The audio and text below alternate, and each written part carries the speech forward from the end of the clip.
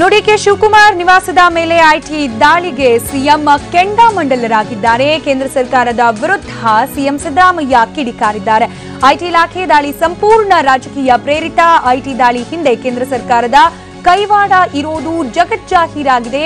ತನ್ನ ರಾಜಕೀಯ ಷಡ್ಯಂತರಕ್ಕೆ ಕೇಂದ್ರ ಸರ್ಕಾರದಿಂದ ಐಟಿ ಇಲಾಖೆ ಬಳಕೆ ಮಾಡಿಕೊಳ್ಳಲಾಗ್ತದೆ. ಎಂತಹ ಬೆದರಿಕೆ ತಂತ್ರಗಳಿಗೆ ಬಗ್ಗೋದು ಇಲ್ಲ ಅಂತ ಹೇಳಿ ಐಟಿ ದಾಳಿ ಬಗ್ಗೆ ಸಿಎಂ ಸಿದ್ದರಾಮಯ್ಯ ಹೇಳಿಕೆಯನ್ನ ನೀಡಿದ್ದಾರೆ.